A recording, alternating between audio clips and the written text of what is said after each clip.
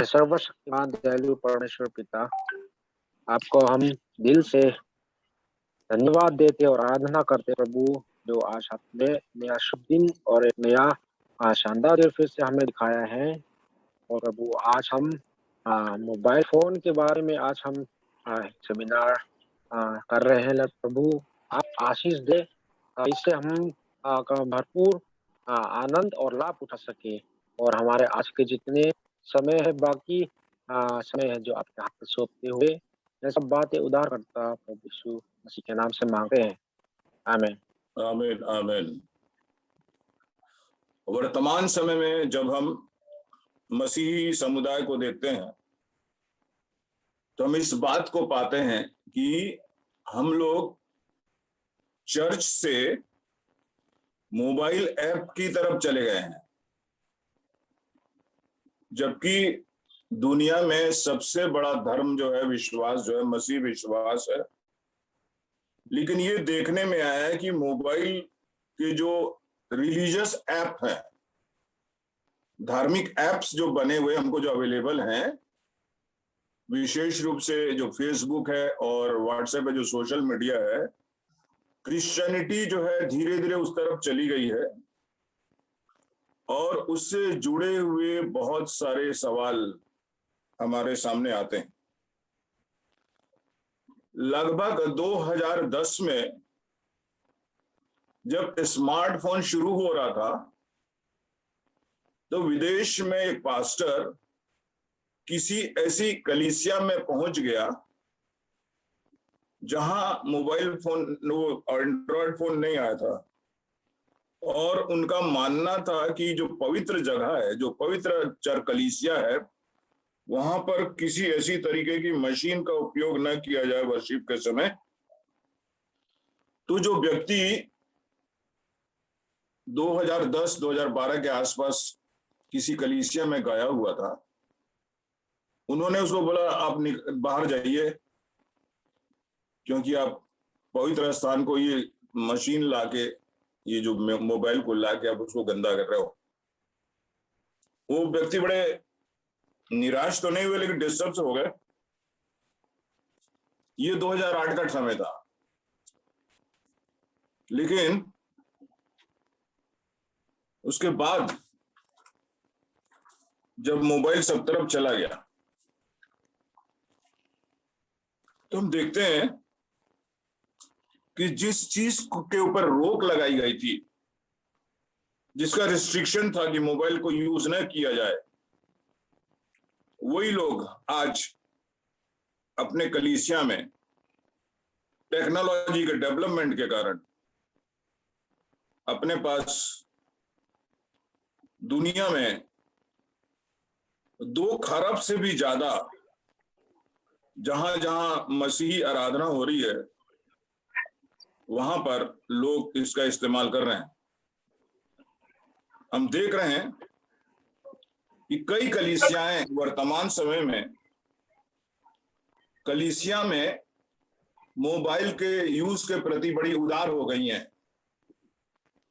उनको धीरे धीरे स्वतंत्रता दे दी गई है कि आप मोबाइल का यूज कर सकते हैं, ऐप का यूज कर सकते हो। और हम देखते हैं कि आज वर्तमान समय में कई स्थानों पे, कई एंग्लिकन चर्चेस में कहा गया है कि उनके चर्च का ट्विटर अकाउंट है, उनके चर्च का फेसबुक अकाउंट है, कि चर्च का व्हाट्सएप अकाउंट है। एक डायसिस में देखा गया है कि एक बिशप साहब जो है हमेशा ब्लॉग का इस्तेमाल करते हैं चर्च के पर्पस के लिए, तो उनको ब्लॉगिंग बिशप कहा जाता है। इनका नाम है राइट रेवरेंड निक बेंस, बिडल डायसिस के ये बिशप हैं। तो आज हम देखते हैं कि जो सोशल मीडिया है, कुछ समय पूर्व आराधना से संबंधित कोई भी गतिविधि के लिए जिसको रोक दिया गया था कि मोबाइल का यूज न किया जाए, आज हम देखते हैं कि धीरे धीरे इसका यूज होना शुरू हुआ है। प्रिंट मीडिया और इलेक्ट्रॉनिक मीडिया के बीच में ये बहुत बड़ा गैप आ गया है। पहले आराधना जब होती थी तो प्रिंट मीडिया जो था सबसे प्रभावशाली मीडिया था। अब प्रिंट मीडिया को इलेक्ट्रॉनिक मीडिया ने रिप्लेस कर दिया है और हम देखते हैं कि आज मोबाइल फोन बाइबिल जो है उसने जो बुक बाइबिल है उसको हटा दिया है। Main point, the mobile phone is replaced by the mobile phone Bible has replaced the book Bible. ये विशेष बात। वर्तमान समय में कलीसिया में जो बाइबिल की किताब थी वो मोबाइल के फोन बाइबिल ने रिप्लेस कर दिया और जिसको रोकना बड़ा मुश्किल। हम देखते हैं कि जो लोग हैं और जो जिस तरीके से अपने धर्म और विश्वास की वो प्रैक्टिस करते थे उनके बिहेवियर में बदलाव आ रहा है। कुछ वर्ष पूर्व जो मसीह विश्वासी लोग थे अपनी विश्वास की गतिविधियों में की कार्यविधियों में जिस तरीके का व्यवहार करते थे, स्मार्टफोन आ जाने के कारण उनके व्यवहार में फर्क आ रहा है।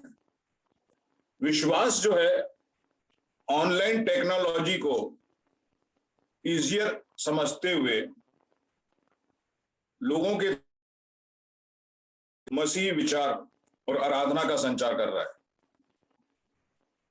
जो हमारा विश्वास है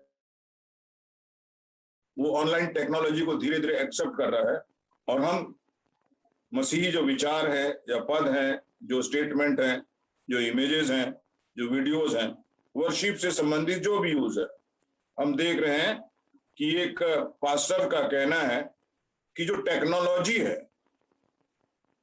वो धार्मिक और विश्वासी लोगों को डिफरेंट शेप दे रही, डिफरेंट आकार दे रही है और उनके बिहेवियर को बदल रही है।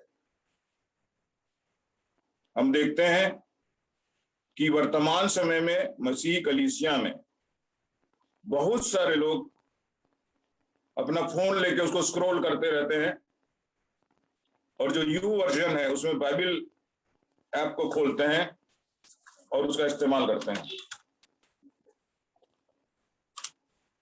2,60,26 करोड़ बार कहा गया है, उससे भी ज्यादा। जब से 2008 में स्मार्टफोन को लॉन्च किया गया है 3 करोड़ क्या बोले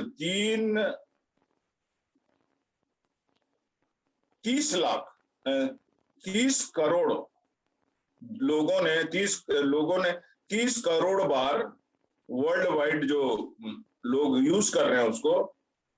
ये बहुत पहले का कैलकुलेशन है, ये डाटा है, इससे भी ज्यादा हो चुका होगा। उस समय जब ये लिखी गई थी 2017 में, उस समय की ये बात है। उस समय 2017 में ये आर्टिकल जो लिखा गया था जहां से मैंने पढ़ा हुआ है। और हम देखते हैं कि वर्तमान समय में मसीहियों ने क्या किया है कि अपने कंप्यूटर में बाइबिल को डिजिटल फॉर्मेट में बना दिया है। बाइबिल जो बुक के रूप में होती थी अब आपके कंप्यूटर में, आपके मोबाइल में डिजिटल फॉर्मेट में आ गई है। तो हम देखते हैं कि जो बुक बाइबिल है उसको मोबाइल की फोन बाइबिल ने हटा दिया है। हम पहले क्या करते थे, हम ये जानते हैं कि बाइबिल की पहली किताब है जेनेसिस, भजन संहिता बीच में है और प्रकाशित वाक्य एंड में है। तो ये मैं एक बाइबिल को खोलने के व्यवहार के बारे में आपको बताना चाहता हूं कि जब हम किताब में बाइबिल को किताब के रूप में लेके पन्ना पलटते हैं, तो पलटते जाते हैं तब हमको वो मिलता है। लेकिन हम जब बाइबिल के डिजिटल फॉर्मेट को देखते हैं, स्क्रीन को खोलते हैं और सीधा हमको अगर भजन खोलना है तो उसमें टच स्क्रीन कर देते हैं, जल्द से जल्द भजन खुल जाएगा। चैप्टर के ऊपर टच कर दोगे तो वो खुल जाएगा। ये जो डिजिटल व्यवहार है और बुक को खोलने का व्यवहार है, उसमें परिवर्तन आ गया है। हम देखते हैं, दूसरी ये बात हमने देखी कि बाइबिल को डिजिटल फॉर्मेट में लोग अपने कंप्यूटर में रख लिए हैं और आज ज्यादा से ज्यादा लोग अपने मोबाइल में बाइबिल को लेकर चलते हैं। तो ये डायरेक्टली उस जगह में जाने के लिए बड़ी सुविधा देता है।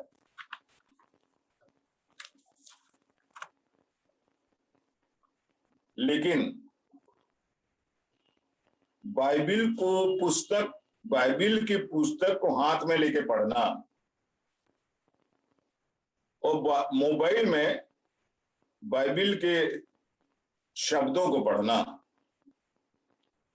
इस व्यवहार को हम समझने का प्रयास करेंगे।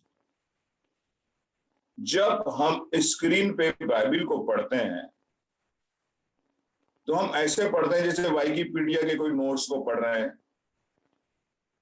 या हम असाइनमेंट करने के लिए कोई किताब के बारे में कुछ जानना चाहते हैं उसको पढ़ रहे हैं।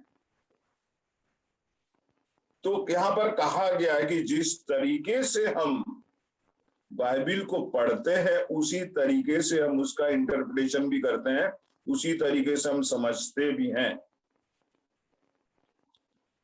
तो जब हम अपने हाथ में बाइबिल को लेके पढ़ते हैं तो सम्मान के साथ पढ़ते हैं,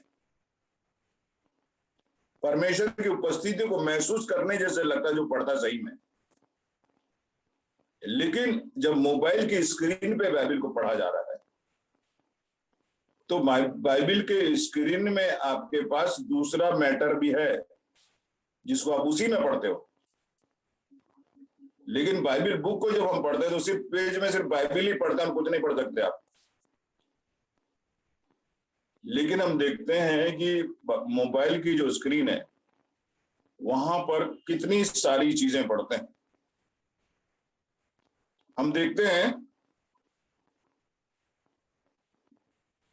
कि जब जेनेसिस को हम शुरू में खोलते हैं तो वहां पर 6 दिन की जो रचना हुई थी, हम विश्वास करते हैं कि परमेश्वर ने कहा कि बहुत अच्छा है। उसको उस जगह में देखना,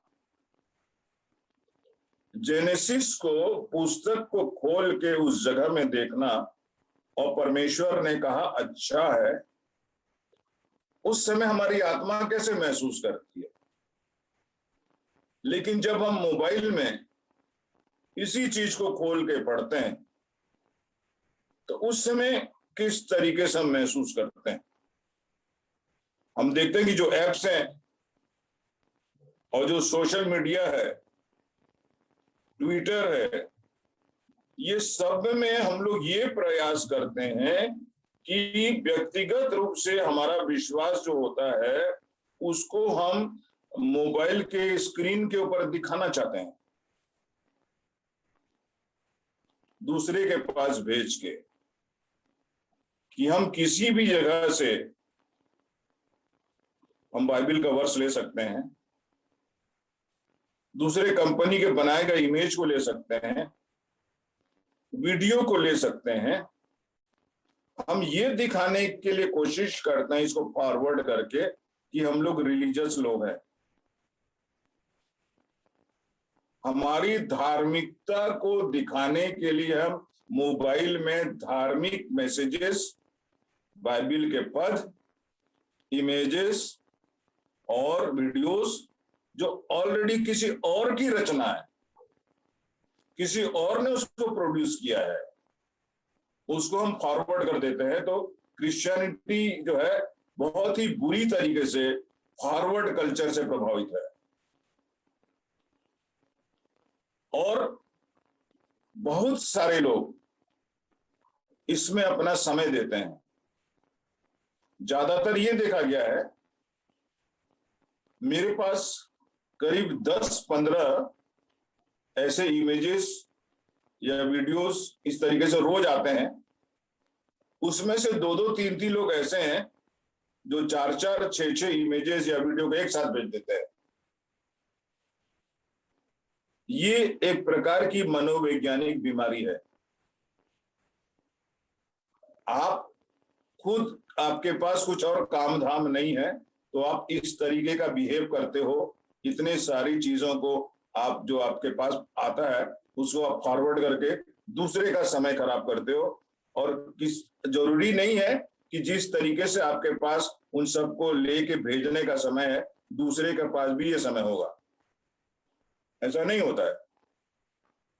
अगर आप मेरी बात कहेंगे तो जितने इमेजेस आते हैं फॉरवर्ड होके, जितने वीडियोस आते हैं फॉरवर्ड होके, जितने वर्सेस आते हैं फॉरवर्ड होके, सबको मैं डिलीट कर देता हूं। कोई टाइम नहीं है।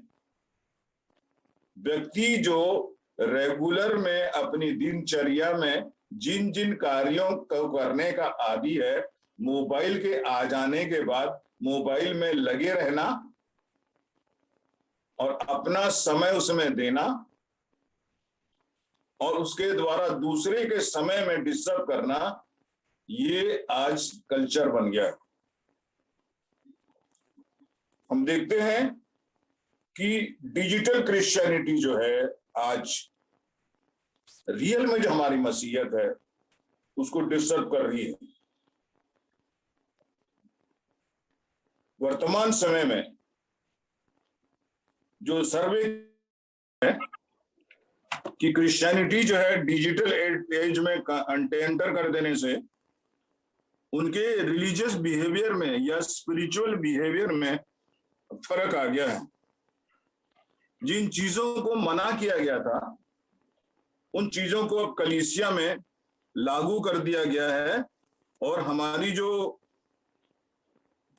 धार्मिक या विश्वास से संबंधी गतिविधि जो है उसको हम लोग बड़े व्यक्तिगत रूप से अनुभव करना चाहते हैं। मतलब मेरे स्क्रीन पे, मेरे मोबाइल के स्क्रीन पे जो चीज होगी वो मुझे व्यक्तिगत अनुभव देगी, जबकि पहले ऐसा नहीं था। पहले एक ओपन अनुभव करता था, व्यक्ति जानता था इसको क्या हुआ, इसने क्या देखा, क्या पढ़ा, ये बात होती थी। हम देखते हैं कि बहुत सारे ऐसे पिक्चर्स जो हैं परमेश्वर से संबंधित, बाइबिल से संबंधित, ये वैसे आते हैं जैसे दूसरे धर्म के लोग अपने ऐसी चीजों को भेजते हैं और वो स्क्रीन होती है। और हम यहां पर देखते हैं कि बाइबिल वर्स जो सोशल मीडिया में दिया जाता है उसमें जो आराधना करने वाला होता है वो अपने लिए जिसको इंपॉर्टेंट समझता है उसी को फॉरवर्ड करता है। पहले जमाने में क्या होता था कि कोई भी धार्मिक चीज के लिए या आराधना से जुड़ी हुई चीज के लिए पादरी बताता था, या जो धार्मिक लीडर होता था वो बताता था लोगों को कि ये करना है।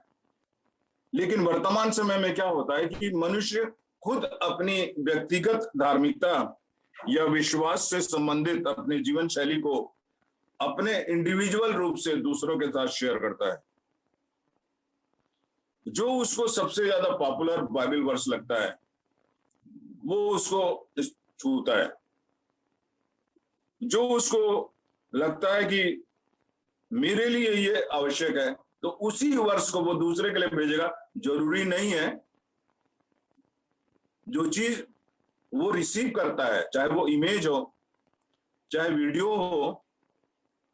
और एक बड़ी बात एक ये भी ध्यान देने की है कि कुछ कुछ चीजें जो व्यक्तिगत रूप से हमारे पास आती हैं, जरूरी नहीं है कि वो दूसरों के लिए भी उतनी इंपॉर्टेंट होंगी। लेकिन हम लोग उसे फॉरवर्ड कर देते हैं बिना सोचे समझे। तो इस समय जो है व्यक्तिगत धार्मिकता जो है हमको अपने नियंत्रण में लेती है, क्योंकि हमारे पास बहुत सूचनाएं आती हैं, हमारे पास बहुत सारे अलग अलग लोगों के अलग अलग विचारधाराएं आती हैं, तो हम अपने लिए सब चुन के अपनी धार्मिकता को डेवलप करते हैं। कभी कभी क्या है कि कोई हमारा फ्रेंड या कोई व्यक्ति हमको कोई जोक भेज देता है, जो उसके और मेरे बीच में एक जोक ही है, लेकिन क्या होता है कि हमने कुछ सोचे बिना उसको किसी व्यक्ति को हम फॉरवर्ड कर देते हैं, तो उससे उसको चोट लग जाती है क्योंकि वो उसके लिए नहीं है। तो क्या है कि आदमी कई बार सोच नहीं पाता है, जब फॉरवर्ड कल्चर होता है उसमें समय जो है हम लोग समझने के लिए नहीं लेते, जो आता है इमीडिएटली उसको फॉरवर्ड करते हैं, तो वो हमको कैप्चर कर लेता है। आगे चल के हम देखेंगे कि किस तरीके से मोबाइल आपको कैप्चर कर रहा है। और हम देखते हैं कि कई धार्मिक कार्टून जो कोई ना कोई बात को इन्फॉर्म करते हैं या मैसेज को एक्सप्रेस करते हैं, कभी कभी उसके प्रोड्यूस करने वाले के इनोसेंस के कारण या इमेच्योरिटी के कारण वो वायरल हो जाते हैं और वो कार्टून विश्वास को चोट भी पहुंचा सकते हैं। ऐसे कई बार इस तरीके से हम लोग देखते हैं कार्टून्स को।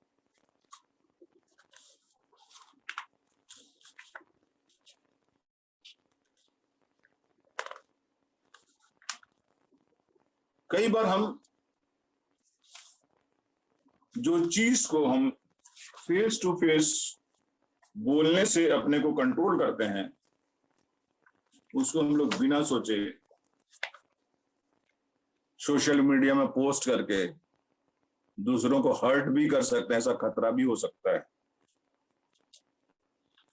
तो अब सवाल आता है कि क्या आपका मोबाइल फोन आपको नियंत्रण में कर रहा है? क्या आप मोबाइल के हाथ में हैं? आपका मोबाइल को आप खुद चलाते हैं, यूज करते हैं। हमारे सामने सवाल है कि क्या आपका मोबाइल आपको चलाता है, आपको यूज करता है? क्या बाइबल कुछ बताती है कि जो सेलफोन का जो नशा है वो क्यों है और वो क्या कर रहा है? जो सर्वे किया गया है तो एवरेज पर्सन के लिए बताया गया है कि लगभग 90 बार से ज्यादा एक व्यक्ति अपने मोबाइल का इस्तेमाल करता है। 90 से ज्यादा बार एक दिन के अंदर। इस समय एक बड़ा साधारण अवलोकन ये किया गया, साधारण सर्वे ये किया गया है कि प्रत्येक व्यक्ति ने मोबाइल को टेक्नोलॉजी उसको अपने आप से आवश्यक बना दिया है। अगर देखा जाए तो नेसेसरी नहीं है कई चीजें उसमें, लेकिन हमने आवश्यकता को क्रिएट किया है, हमने पैदा किया है और हम सब जगह इस मनोविज्ञान में जीते हैं कि मोबाइल बहुत बहुत बहुत जरूरी है। और जब हम उसको विश्लेषण करेंगे उसके उपयोग को, तो हमको पता चलेगा कि जरूरी है कि नहीं है। आज के समय में जब हम सेलफोन को देखते हैं तो सेलफोन जो है केवल एक सूचना को फैलाने वाला या एजुकेट करने वाला या एंटरटेन करने वाला एक डिवाइस नहीं है, लेकिन ये दोस्त से ज्यादा कीमती है, ये साथी के जैसा है। और हम देखते हैं कि वर्तमान समय में पूरे दुनिया में स्मार्टफोन जो है एक नशा हो गया है। स्मार्टफोन का उपयोग जो है एक नशा हो गया है। स्टडी ये बताती है कि सेल फोन का जो उपयोग है उसका नकारात्मक प्रभाव हमारे सामाजिक जीवन में और हमारे मित्र और परिवार के साथ हमारा जो संबंध है उसके ऊपर पड़ता है। हम देखते हैं कि स्मार्टफोन या मोबाइल का जो नशा है हमारे कार्य करने की क्षमता को या अध्ययन करने की क्षमता को ये समय समय पर या पूरे समय में डिस्टर्ब कर सकता है। एग्जाम्पल के लिए हम देखते हैं कि बहुत सारे जो युवा लोग हैं टेक्स्ट मैसेज को पढ़ते हैं और टेक्स्ट मैसेज को भेजते हैं जब गाड़ी चलाते रहते हैं। युवा वर्ग जो है इस आदत का शिकार है कि गाड़ी चलाते समय टेक्स्ट कर देना या गाड़ी चलाते समय कान में लगा के मैसेज सुनना, जवाब देना, जिससे एक्सीडेंट हो रहे हैं। और हम इस बात को जानते हैं। प्रॉब्लम क्या है, एक्सीडेंट जो है जब हो रहा है तो उसके बावजूद भी वो वैसा ही कर रहा है। ये नहीं कि मैं नहीं यूज करूं, ऐसा नहीं सोच रहा। युवा वर्ग जो है उसमें अपनी बहादुरी मान रहा है। न केवल कार चलाते समय, मोटरसाइकिल चलाते समय भी आप देखते होंगे कि कान को दबा के इस तरीके से गाड़ी चलाते हुए आदमी सुनता है और बैलेंस खोता है और एक्सीडेंट हो जाता है। ये बात बहुत ही स्पष्ट है कि वर्तमान समय में मोबाइल का उपयोग बढ़ रहा है और नशे के रूप में बढ़ रहा है और उसके प्रभाव को जो नकारात्मक है लोग सोच नहीं रहे हैं, अनुभव कर रहे हैं, लेकिन सुधारने की दिशा में आगे नहीं बढ़ रहे हैं। हम देखते हैं कि मोबाइल का उपयोग आपके दिमाग को बहुत बुरी तरीके से प्रभावित कर रहा है और जीवन में जो हमारी प्राथमिकताएं हैं उसको भी प्रभावित कर रहा है। वर्तमान समय में यह देखा जा रहा है कि जब स्मार्टफोन नहीं था और उस समय जब लोग स्मार्टफोन को सोच समझ के इस्तेमाल करते थे, उस समय वो किसी बात पे फोकस भी कर सकते थे सही तरीके से। लेकिन जैसे मैं अभी एक उदाहरण बता रहा हूं, अभी जब मैं आपको पढ़ा रहा था तो मेरी बेटी का फोन आया और उसमें कहा गया कि कार में मेरा आई कार्ड रहता है, पापा उसको निकाल के दे दीजिए। अब मेरा ध्यान देखिए कैसा होगा, मैं आपको पढ़ाऊं या बेटी को उसका आई कार्ड निकालने के लिए कार को खोलूं बाहर जाके। इस समय में कितनी चीजें बदल सकती हैं, मेरा ध्यान किस तरफ जा सकता है। आप कुछ और सोचते हो, न केवल जो कम्युनिकेट कर रहा है उसका ध्यान डिस्टर्ब होता है, जो रिसीवर है, जो ऑडियंस है, उसका ध्यान भी, जो फोकस जो है वो खराब होता है आजकल स्मार्टफोन के कारण। और हम देखते हैं कि हमारी मेमोरी पावर खत्म हो रही है। जिस तरीके से हम सूचना को याद कर लेते थे, मोबाइल सूचना को रिजर्व सेव करके रख सकता वो अलग बात है, लेकिन जो मनुष्य के अंदर जो कैपेबिलिटी थी याद करने की, वो वहां से हट जा रही है। रिएक्ट करने की, सोचने की, ये जो क्षमता परमेश्वर ने हमारे को ओरिजिनली दी थी, उसको हम लोग भूल रहे हैं, कमजोर होते जा रहे हैं उसमें। हम देखते हैं कि जो ऐप मिलते हैं हमारे स्मार्टफोन में, जैसे ट्विटर है, फेसबुक है, वो बनाए ही इसलिए गए हैं कि वो हमको नशे में डालें और हमको उसमें एंगेज करके रखें। इसका बनाना ही उस तरीके से हुआ है, इसका जो प्रोडक्शन हुआ है, इसको डिजाइन इसी तरीके से किया गया है कि मनुष्य को इसका नशा हो जाए और इसमें उसका दिमाग एंगेज रहे। इसीलिए हम देखते हैं कि स्मार्टफोन जब बनाया जाता है तो उसमें एक से एक उसमें ऐप डाले जाते हैं, सॉफ्टवेयर डाला जाता है, ताकि यूजर जो है और भी ज्यादा उसमें एंगेज कर दिया जाए। और इसके बाद हम देखते हैं कि उसकी जो ओरिजिनलिटी है मनुष्य की, जिस तरीके से परमेश्वर ने उसको फंक्शन करने के लिए बनाया था, उसके फंक्शन में, उसके बिहेवियर में, उसके आइडेंटिटी में, सब में बदलाव आ गया है।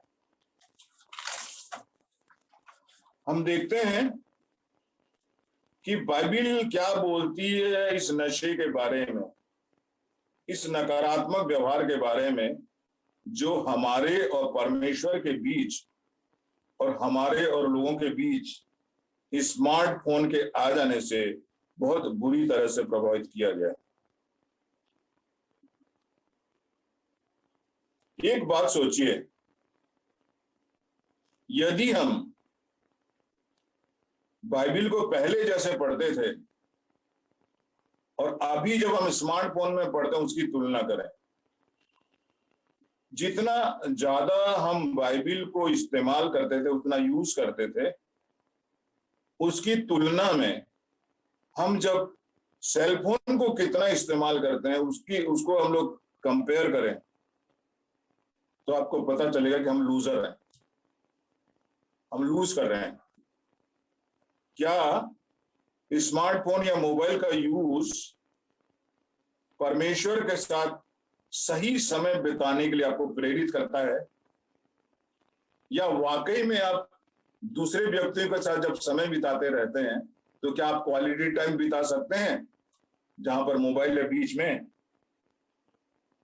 हम जानते हैं कि मोबाइल को यूज करना कोई पाप नहीं है, लेकिन ये पहचानना बहुत ही जरूरी है कि हम मोबाइल के नशे में ना आ जाएं, हमारा जीवन में मोबाइल का नशा ना चढ़ जाए और मोबाइल हमको अपने हाथ में ना ले लें।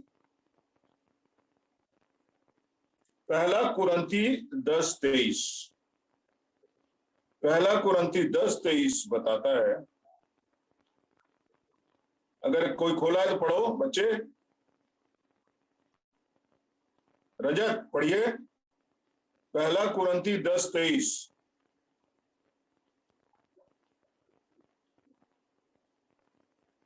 बाइबिल रखे हो कि मोबाइल रखे हो? बाइबिल रखे। पढ़ो। पहला कुरिन्थियों 10:23। ये उचित है, परंतु सब लाभ की नहीं। सब वस्तुएं मेरे लिए उचित तो है, परंतु सब वस्तुओं से उन्नति नहीं। हाँ, मेरे लाभ की नहीं और उन्नति नहीं। तो मोबाइल को भी इसी दृष्टिकोण से देखना जरूरी है। पहला कुरिन्थी 10:23 के दृष्टिकोण से देखते हैं। हम देखते हैं कि स्मार्टफोन से लाभ बहुत है, बहुत फायदा बहुत है, लेकिन वो कैसा फायदा है?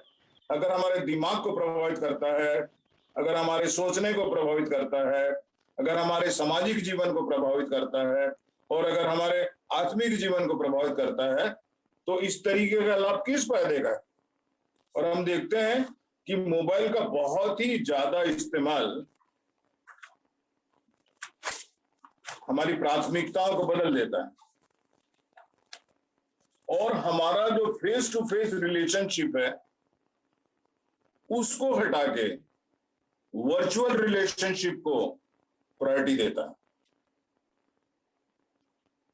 मोबाइल जो है एक वर्चुअल रिलेशनशिप को डेवलप करता है और हमारा जो फेस टू फेस रिलेशनशिप है उसको वो कम कर देता है।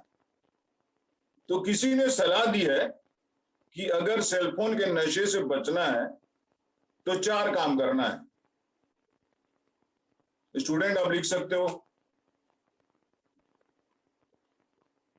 सबसे पहला काम उसने कहा है कि सोशल मीडिया ऐप से नोटिफिकेशन को हटा दो।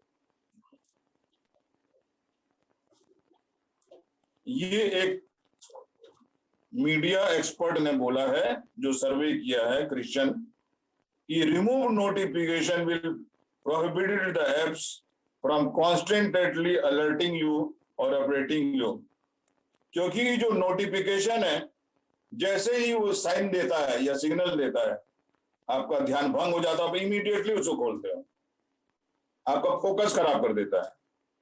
जब भी कोई नया नोटिफिकेशन आता है आप खोलने को मजबूर हो जाते हो, जिससे आप कोई काम और कर रहे हो या कोई अच्छी बात कर रहे हो उसमें डिस्टर्ब होता है।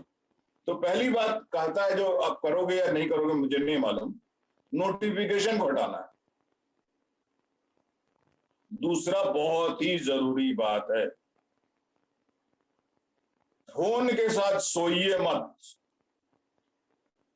अपने बिस्तर के पास फोन रख के मत सोइए, या पीलो के किनारे या पीलो के नीचे रख के नहीं सोइए, क्योंकि जैसे ही आप उठते हैं स्मार्टफोन को देखते हैं। परमेश्वर के चेहरे को नहीं देखते, आप स्क्रीन को देखते हैं।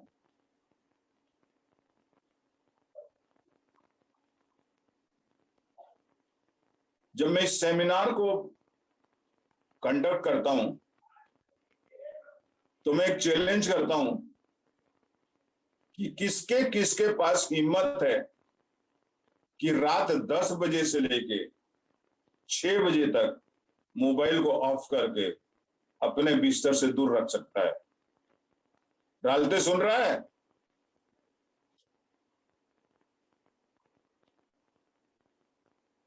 नहीं सुन रहा है? रात को सोने के समय अपने बिस्तर से मोबाइल को दूर रखिए। मोबाइल को न छू के परमेश्वर के वचन को छूइए। मोबाइल को ना पकड़ के प्रार्थना में हाथ को जोड़िए। ये दूसरी बात तो कहता है। भजन संहिता 1:1-3 में क्या लिखा है?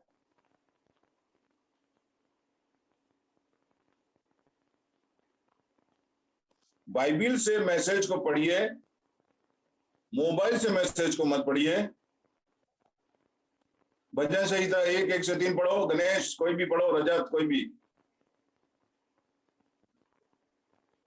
भजन संहिता पहला अध्याय 1:1-3।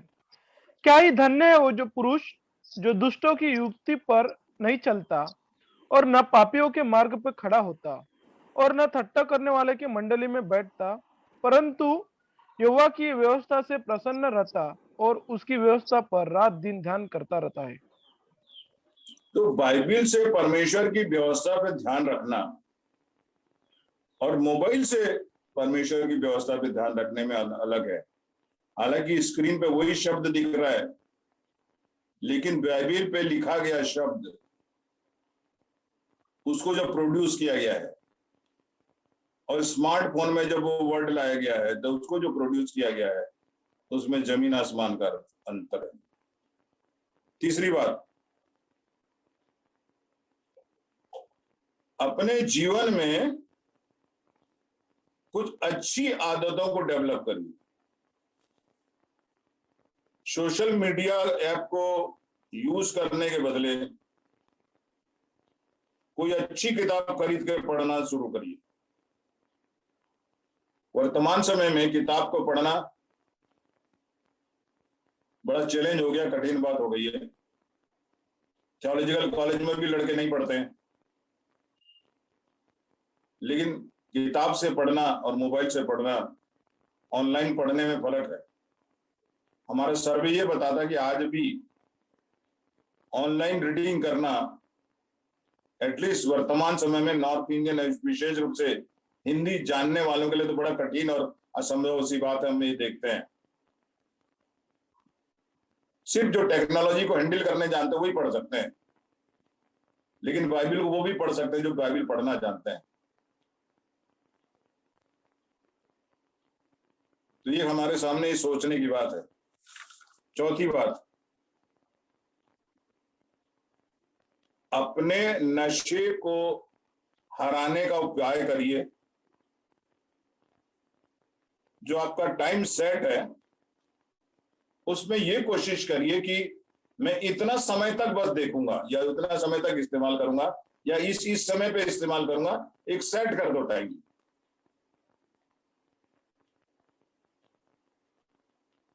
सोशल मीडिया में क्या क्या चीजों में टाइम देने से अपने को रोकूंगा या कम टाइम दूंगा, ये किसी ने ये सलाहें दी हैं।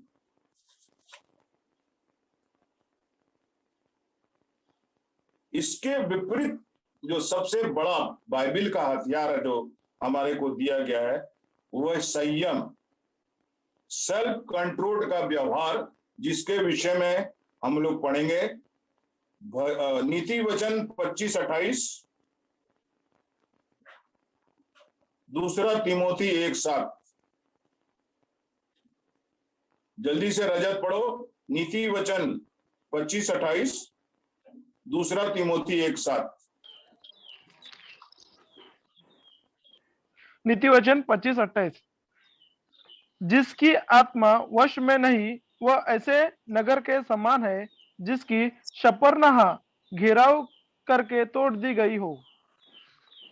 तो ये एटीट्यूड हमारा समझने का है कि ये हमें तोड़ देगा मोबाइल। तो इसलिए हमको नियंत्रण में रखना जरूरी है। और कितने लोग टूट चुके हैं उस नशे में जाके।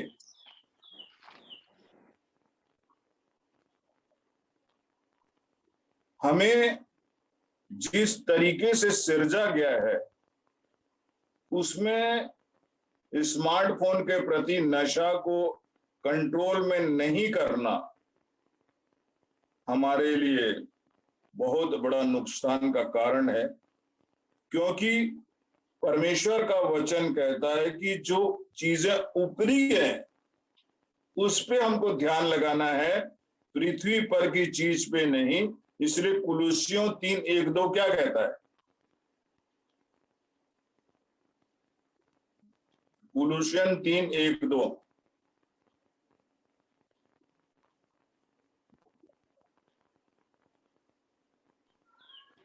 अंत जब तुम मसीह के साथ जिलाए गए तो स्वर्गीय वस्तु की खोज में रहो, जहां मसीह विद्यमान है और परमेश्वर के दाहिनी ओर बैठा है।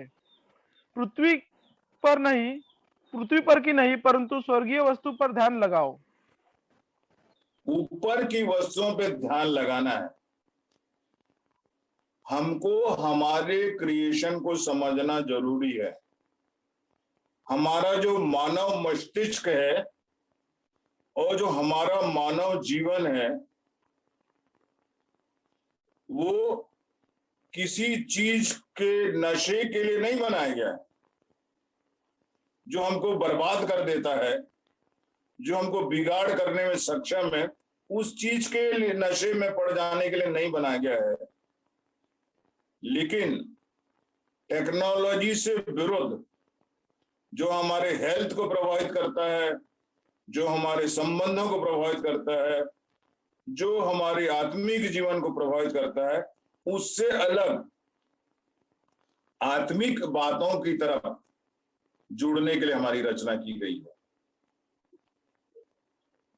मत्ती 6:33 क्या कहता है? इसलिए पहले उसके धर्म और राज्य की खोज करो, तब सब वस्तुएं तुम्हें मिल जाएंगी। हम मोबाइल पे जो ढूंढते हैं वो ढूंढना सही नहीं है, लेकिन आत्मिक बातों के लिए जो ढूंढते हैं उसके लिए हम बनाए गए हैं। हमारे दिमाग को परमेश्वर की तरफ फोकस करना है। जो चीजें मिटती नहीं है, समाप्त नहीं होती हैं, उसमें हमको मन लगाना है। तभी हम पृथ्वी की इन नकारात्मक चीजों को अपने कंट्रोल में कर सकते हैं। तो इसलिए सेल्फ कंट्रोल जो है परमेश्वर के वचन के द्वारा दिया गया बड़ा हथियार है, जो आपको मोबाइल के नकारात्मक प्रभाव से बचा सकता है। हम देखेंगे सेकंड पार्ट में 6 चीजें जो स्मार्टफोन के द्वारा हमारी जिंदगी को बदल रही हैं। वो 6 चीजें क्या हैं जो हमारी जिंदगी को बदल रही हैं? स्मार्टफोन के द्वारा हमारी 6 चीजों के बारे में मैं आपके सामने पढ़ना चाहता हूं, बताना चाहता हूं। वर्तमान समय में हम इंटरनेट एज में जी रहे हैं। We are living in internet age. और इंटरनेट एज का मतलब कई लक्ष्यों को एक साथ प्राप्त करने का यह साधन है, ये टेक्नोलॉजी है। मल्टीटास्क वर्कर है इंटरनेट। परमेश्वर ने हमें एक बात को एक समय में करने के लिए सृजा है। वन टारगेट ओरिएंटेड क्रिएशन है हमारा। सिंगल माइंड से काम करने के लिए परमेश्वर ने हमको चुना है। लेकिन इंटरनेट या टेक्नोलॉजी के आ जाने के कारण हम लोग मल्टीटास्क, बहु लक्ष्य केंद्रित जीवन शैली की तरफ चले गए हैं। ये इंफॉर्मेशन एज है, सूचना का एक युग है, और डिजिटल कम्युनिकेशन के द्वारा हम कई चीजों को एक साथ पा जाते हैं एक बार में। और हम देखते हैं कि ये सारी चीजें जो है एक मोबाइल से हमको प्राप्त हो जाती हैं, जो ब्रेन को, हार्ट को और सोल को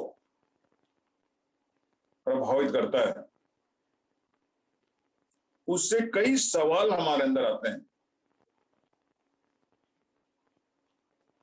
जिसके बारे में हम कुछ सोचने का प्रयास करेंगे।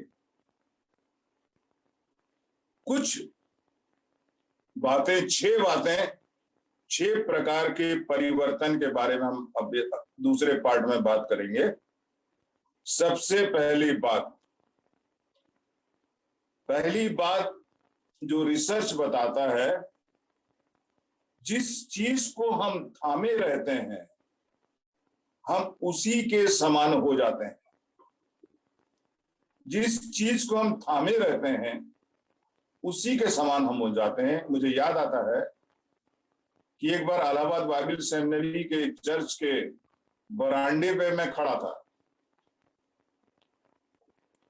और नीचे में 2 बच्चे, जिसमें से एक बच्चा जो है AK-47 का खिलौना लेके अपने दूसरे साथी को शूट कर रहा था, अब वो मरने की एक्टिंग कर रहा था। मेरे दिमाग में ये बात आई गई कि अभी से ये बच्चा शूटिंग और किलिंग को अपने अंदर डेवलप कर रहा है, तो ये बड़ा होके क्या बनेगा। उसी तरीके से मैं पहले परिवर्तन के बारे में बताना चाहता हूं कि जिस चीज को हम होल्ड करते हैं, जब हम किसी मूर्ति को होल्ड करते हैं, उसकी वर्शिप करते हैं, कोई डेड चीज की, तो हम डेड हो जाएंगे। और जब हम किसी जीवित चीज को, प्रभु यीशु मसीह की वर्शिप करेंगे, तो जीवित चीजों का हम अनुभव करेंगे। हम देखते हैं कि इंटरनेट कम्युनिकेशन में हम उस व्यक्ति को अनुभव करना चाहते हैं कम्युनिकेट करके, जो है नहीं वहां पर।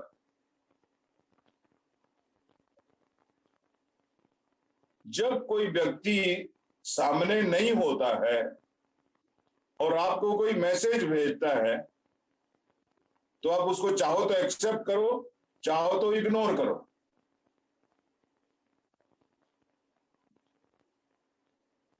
यदि कोई मैसेज भेज रहा है, हो सकता है टेक्नोलॉजी के प्रॉब्लम के कारण 2 घंटे के बाद ये मैसेज आ रहा है, लेकिन अगर रियल लाइफ में, रियल बॉडी में, रियल आवाज में जब हम आमने सामने किसी को संदेश देते हैं, तो हम तुरंत प्रतिक्रिया कर सकते हैं, सुनने वाला तुरंत प्रतिक्रिया कर सकता है। सो उस समय जितनी सावधानी से हम कम्युनिकेट करते हैं, जितना सम्मानजनक तरीके से हम कम्युनिकेट करते हैं, हम मोबाइल के माध्यम से वैसा नहीं करते हैं, क्योंकि वहां कोई नहीं रहता है, सिर्फ हम इमेजिन करते हैं और हम जो चाहे जैसा चाहे उतना फ्रीडम हम कर लेते हैं। चाहे तो हम जवाब देते हैं, चाहे तो नहीं देते हैं। अब वो क्या फील कर रहा है उसको भी नहीं महसूस करते हैं। कभी कभी मैसेज आया रहता है, हम खोलते नहीं, देखते नहीं है। तो कितने अलग अलग तरीके से बिहेव करते हैं जब स्मार्टफोन से हम किसी के साथ कम्युनिकेट करते हैं, लेकिन जब हम body to body, face to face जब हम करते हैं तो हम उस तरीके से बिहेवियर नहीं करते हैं। तो हम यहाँ पर क्या चीज को देखते हैं, जो मैं आपको अभी बता रहा था कि हम जिस चीज को होल्ड करके उसके साथ जैसा व्यवहार करते हैं, हम उसी तरीके से अपने निजी जीवन में भी उसी तरीके से व्यवहार करते हैं। दूसरी बात, हम शारीरिक रूप से एक सीमितता के लिए सिरजे गए हैं। शारीरिक रूप से हम एक सीमितता के लिए सिरजे गए, मतलब वी आर फिनिट फिजिकली। हमारा फिनिटनेस के लिए क्रिएशन हुआ है। मतलब मैं पढ़ सकता हूं और मैं किसी कार्य को कर सकता हूं, उसकी एक लिमिट है। We are created in limitation. लेकिन जब मैं मोबाइल को यूज करता हूं तो मेरा मोबाइल बताता है तू ये भी कर सकता है, तू वो भी कर सकता है, तू वो भी कर सकता है, क्योंकि वो 1 मिनट में आपको बहुत सारे नए नए सूचना देगा, नई नई खबर सुनाएगा, नए नए वीडियो दे देगा, नई नई म्यूजिक देगा, नए पिक्चर देगा, सब अपडेट दे देगा एक ही बार में। लेकिन मनुष्य जो है एकदम सब चीज को ग्रहण करने के लिए सृजा नहीं गया है। Within 1 minute you can not accept everything. 1 minute के अंदर आप सब चीज को एक्सेप्ट नहीं कर सकते हो। आपकी समझ, आपके अंदर जो फोटोग्राफी के जो मशीन लगी हुई है, आपके अंदर जो प्रतिक्रिया करने की जो क्षमता है वो लिमिटेड है। लेकिन मोबाइल जो है आपको अनलिमिटेड बनाने की कोशिश करता है कि तुम ये कर सकते हो, सीमा के बाहर जा सकते हो, एक ही बार में तुम ये भी कर सकते हो, वो भी कर सकते हो, अपनी लिमिट से बाहर कर सकते हो। इस प्रकार के लोभ में डालता है वो, एक लस्ट क्रिएट करता है mobile. You can go beyond what you are, ऐसा नहीं हो सकता फिजिकली। परमेश्वर ने एक सीमित तरीके से हमको बनाया है और उसी सीमित तरीके के अंदर ही हमारा जीवन रहेगा। हमारी आंख को जितना दूर देखने के लिए बनाया है, हमारी आंख उतनी दूरी देख पाएगी। तुम्हारे पास जितनी ऊर्जा है, जितना दूर तुम चल सकते हो उतना दूर ही चल पाओगे। लेकिन मोबाइल की जो चीजें हैं वो ऐसी चीज को रिक्रिएट करने लगती है हमारे अंदर कि हम लोग उसके आगे जाने की कोशिश करते हैं। जैसे एक छोटी सी बात है, परमेश्वर ने मनुष्य को सोने के लिए बनाया, रात दी है सोने के लिए। हम क्या करते हैं, हम मोबाइल को लेके उसमें मैसेज चेक करते रहता है, वीडियो चेक करते रहता है, रिप्लाई करते रहता है, उसमें नेट सब कुछ करते रहता है। लेटे लेटे कर सकते हैं। मतलब जो आपको सोने और आराम करने का आपके बॉडी का समय है, आप उसके अंदर मोबाइल के कारण और स्पेस बना के एंटर करके कोशिश करते हो कि और अधिक मैं कर। 1 मिनट ना, मैं दूध ले लेता हूं।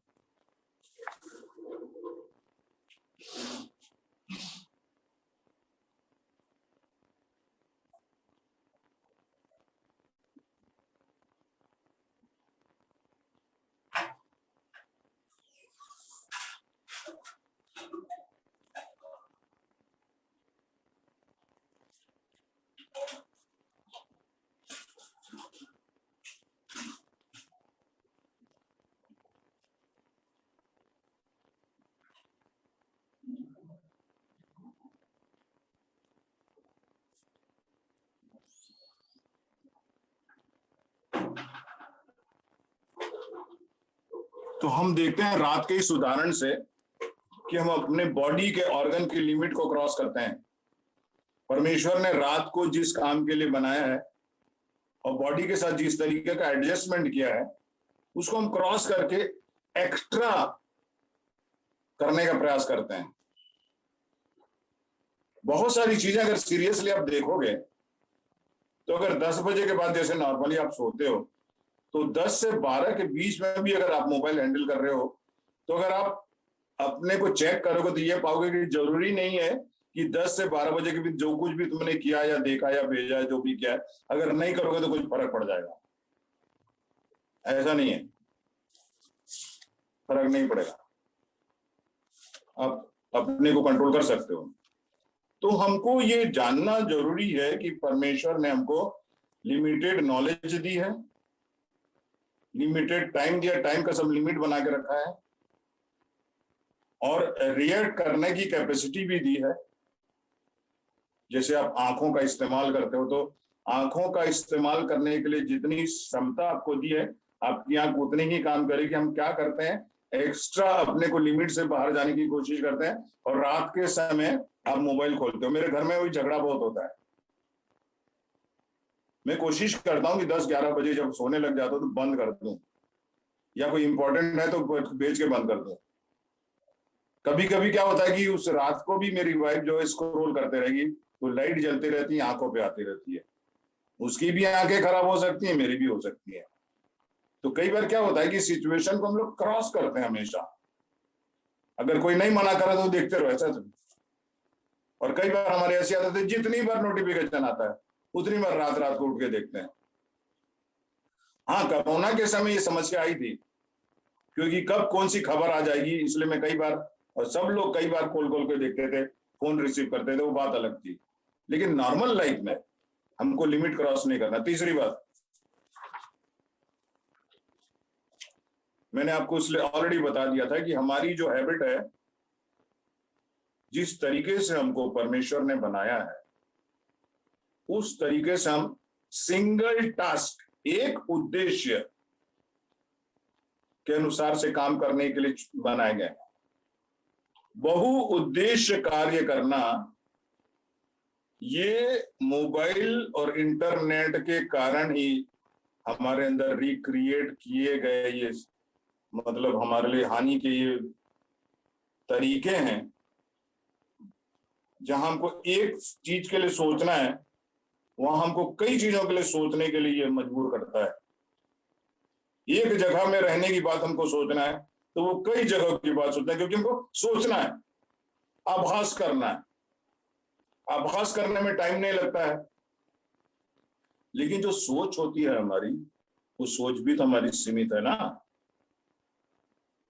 थिंकिंग भी तो लिमिटेड है और सिंगल थिंकिंग होनी चाहिए। कई बार हम इसी समस्या में पड़ जाते हैं कि मेरे को ये करना है, वो करना, वो करना, वो करना। अरे भैया, एक काम करो ना पहले, उसके बाद दूसरा करो। लेकिन हमको क्या लगता है, ये एक साथ हम लोग करने का प्रयास करते हैं। ये मॉडर्न टेम्पटेशन, ये एक बर्बाद संस्कृति है। This is modern culture of mobile और लैपटॉप की एक मॉडर्न कल्चर है। मल्टीटास्क करना, कई काम को एक साथ करने की कोशिश करना, जबकि हम इस तरीके से परमेश्वर ने हमारे को क्रिएट नहीं किया गया। यदि हम एक कार्य करते हैं, परमेश्वर के वचन का अध्ययन करते हैं, उसका रियर करते हैं, ठीक है, सिंगल टास्क को लेकर अगर आप कार्य करते हैं तो आपके बॉडी और आपके सोल की मैचिंग होती है। आपके बॉडी और आपके सोल की मैचिंग होगी कि किस तरीके से आप एक सिंगल टारगेट को लेकर आप कार्य कर रहे हो। परमेश्वर का वचन बताता है कि हमको, हमारा जो जीवन है सिंगल माइंडेड है, एक चित्त से काम करने वाला है, एक प्रकार से प्रतिक्रिया करने वाला है। ज्यादा करेंगे तो वो डिस्टर्ब होगा हमको। इसलिए बहुत ही इंपॉर्टेंट है कि हम सिंगल टास्क, सिंगल उद्देश्य को प्रायोरिटी दें अपने जीवन में। चौथी बात, हम दैहिक संबंध के आनंद को भूलते जा रहे हैं। दैहिक संबंध का आनंद क्या है? बॉडी का बॉडी से मिल के बिहेव करना, बॉडी को दूसरे दूर के बॉडी के साथ जोड़ने के लिए टेक्नोलॉजी जो है यूजफुल जरूर है। It is useful to relate to other body जो हमसे जुड़ी हुई है। उज्जवल, आपका स्वागत करते हैं हम। Thank you for joining from West Bengal, welcome. Pastor Ujjwal हमारे साथ जुड़े हैं, वेस्ट बंगाल के सिक्किम की तरफ से हमारे स्टूडेंट हैं, बहुत अच्छे हमारे प्यारे स्टूडेंट थे। चौथी बात मैं आपके साथ बता रहा था कि टेक्नोलॉजी बहुत यूजफुल है। एम्बॉडीड रिलेशनशिप, एम्बॉडीड रिलेशनशिप क्या है? मैं यहां पर हूं और मेरी बहन है नोएडा में, तो मैं उसको मोबाइल के द्वारा या वीडियो के द्वारा कनेक्ट कर रहा हूं। ये कैसा इको क्या हो रहा है?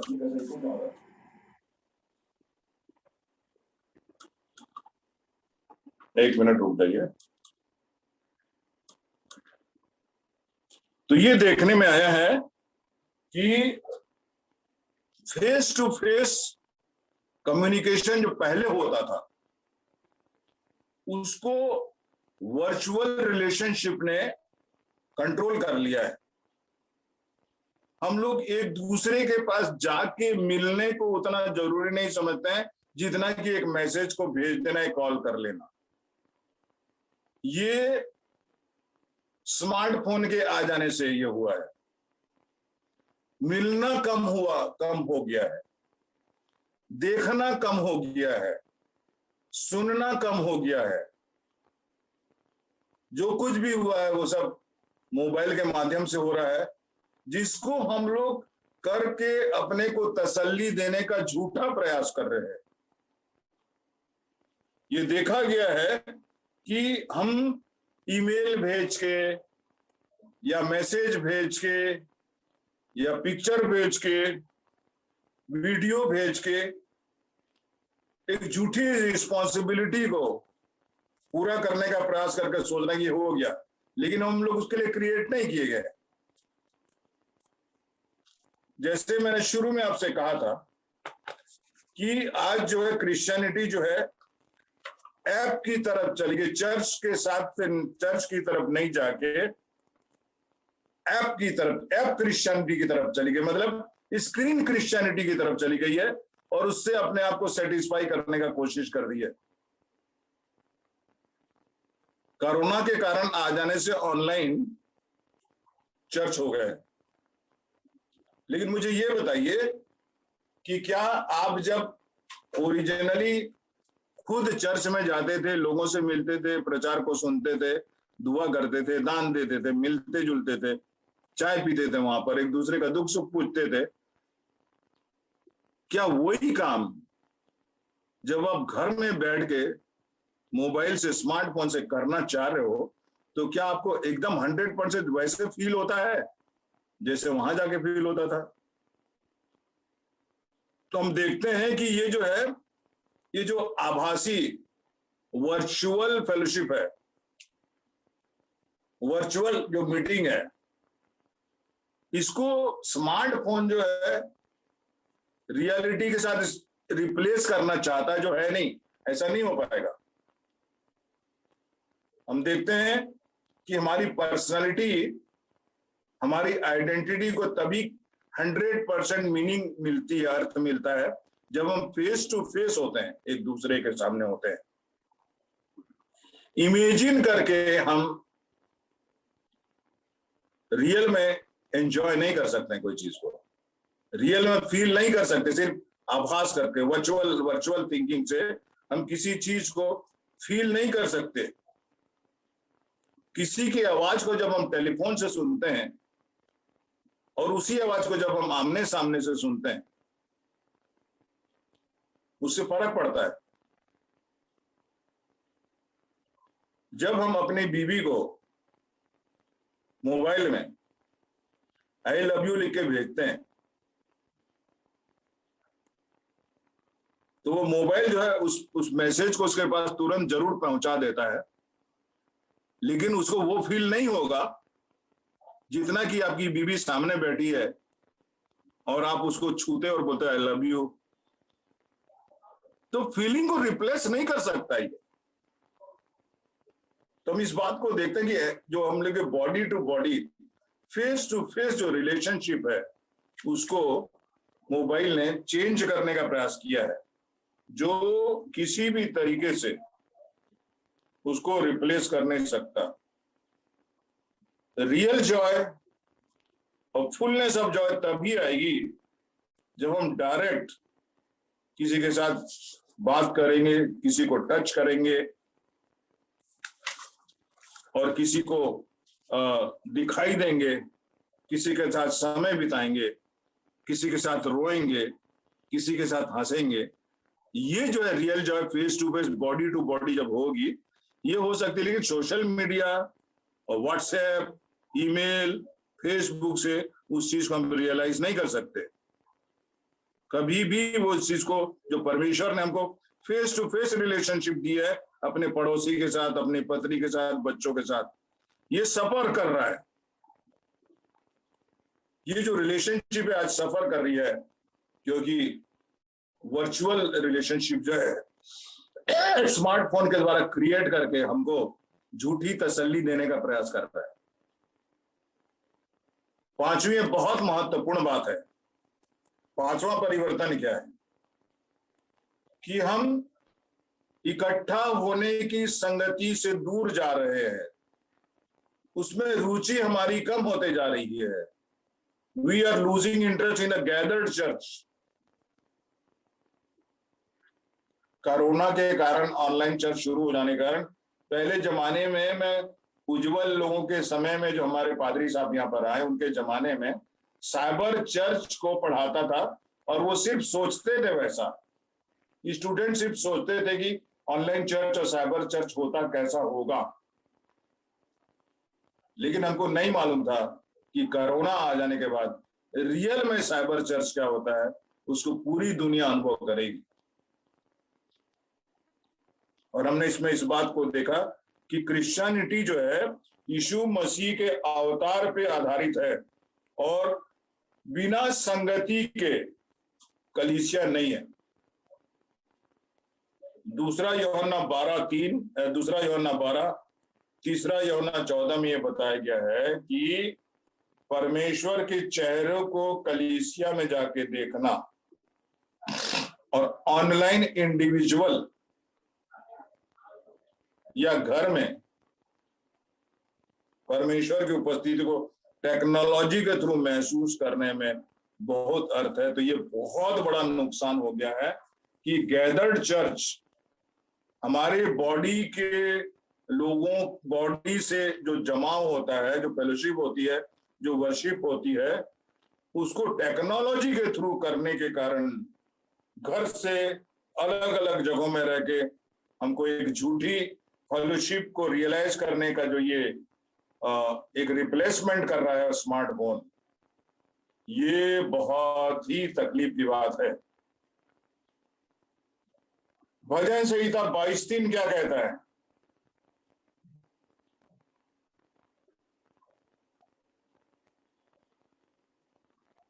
रजत पढ़ो, भजन संहिता 22:3।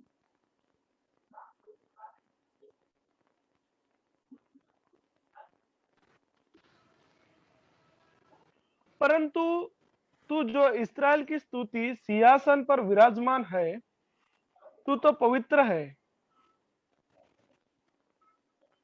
तो परमेश्वर जो है मनुष्य की उपस्थिति से प्रसन्न होता है। टेक्नोलॉजिकल प्रेजेंस नहीं चाहिए उसको, उसको बॉडी चाहिए, ह्यूमन बॉडी, लिविंग बॉडी चाहिए, लिविंग सैक्रिफाइस चाहिए। और मोबाइल जो है एक मीडियम बन के हमारी रियलिटी को धोखा देता है। लास्ट है, बहुत ही व्यवहारिक है। हमारे शब्दों में परिवर्तन आ गया है। हम अपने शब्दों के प्रति लापरवाह होते हुए बढ़ते जा रहे हैं मोबाइल के कारण। अपने खतों में, अपने चिट्ठियों में जिस तरीके से हम पेपर पे लिखा करते थे, आज जब हम मोबाइल में अपनी भाषा लिखते हैं तो एक विकृत भाषा को लिखते हैं, एक करप्टेड लैंग्वेज लिखते हैं जो ओरिजिनल नहीं है, शॉर्ट फॉर्म। गुड नाइट को लिख दिया, जीएन लिख दिया। इसलिए हमारी ब्लेसिंग भी शॉर्ट फॉर्म में हो गई है। हम देखते हैं कि स्मार्टफोन ने हमारी जो प्रतिष्ठा है, इंटीग्रिटी है, जो आइडेंटिटी है, उसको डैमेज कर दिया है, क्योंकि हम डैमेज माध्यम का इस्तेमाल कर रहे हैं। हमारी जो लैंग्वेज है,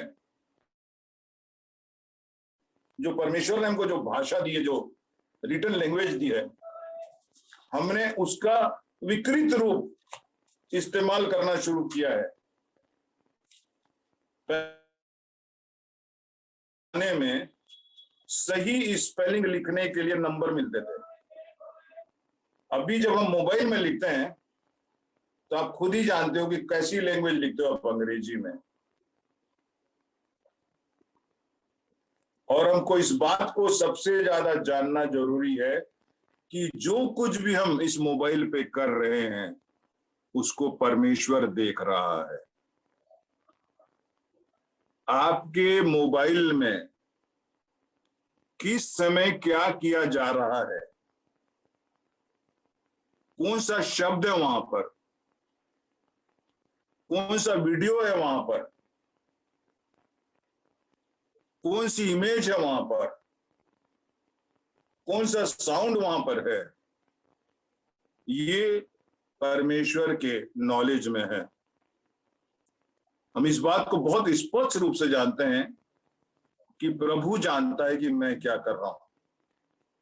अगर भजन संहिता 139 खोल के आप पढ़ते हैं तो चाहे आप आकाश में हैं, चाहे पृथ्वी पे हैं, चाहे समुद्र के अंदर हैं, चाहे आप उजाले में हैं, चाहे आप अंधेरे में हैं, चाहे आप सो रहे हैं, चाहे आप जाग रहे हैं, चाहे आप चल रहे हैं, चाहे आप कुछ भी कर रहे हैं, परमेश्वर आपका सब कुछ जानता है। तो वो ऐसा क्यों नहीं जानेगा कि मोबाइल पे आप क्या कर रहे हैं। भजन से प्रेरितों के काम 10:19 से 21 में क्या लिखता है, हम उसको पढ़ने की कोशिश करेंगे। नीति वचन 10:19 से 21।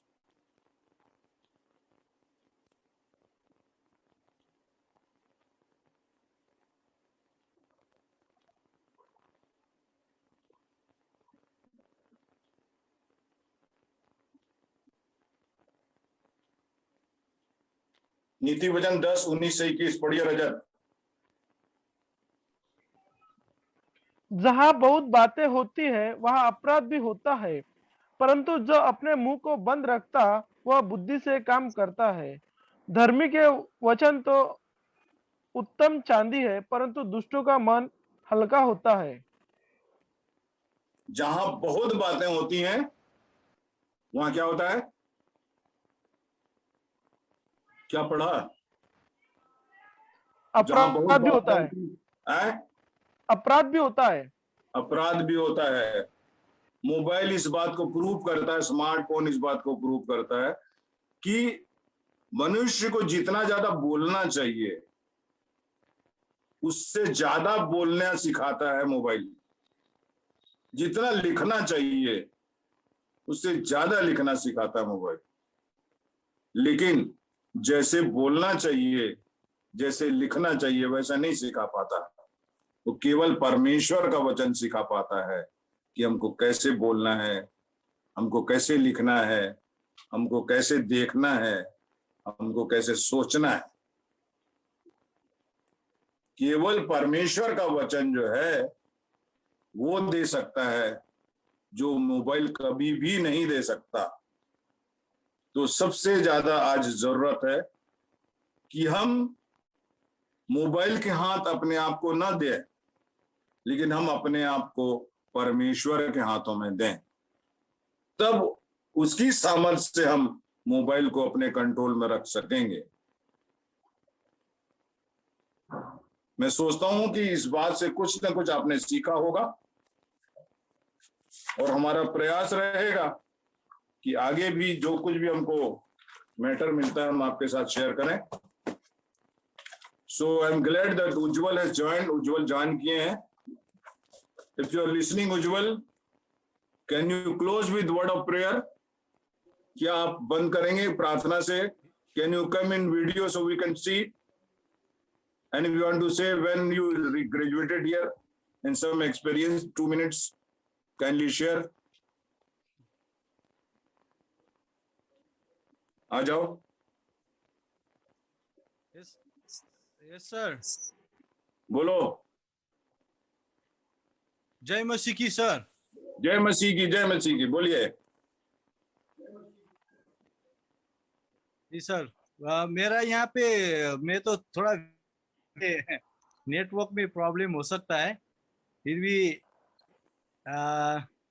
जो आपने अभी सर ये जो आपका ये अभी हो रहा था जो सेशन, उसमें मैं थोड़ा आधा में आया, इसके लिए बहुत क्षमा चाहता हूँ, क्योंकि मेरा चर्च का थोड़ा काम भी होता है इधर, तो इसीलिए मेंबर्स लोग आ रहा था और मैं चर्च के नजदीक में ही हूँ। मेरा जो क्वार्टर है, इसलिए वो बेल सुन रहे होगा आप लोग।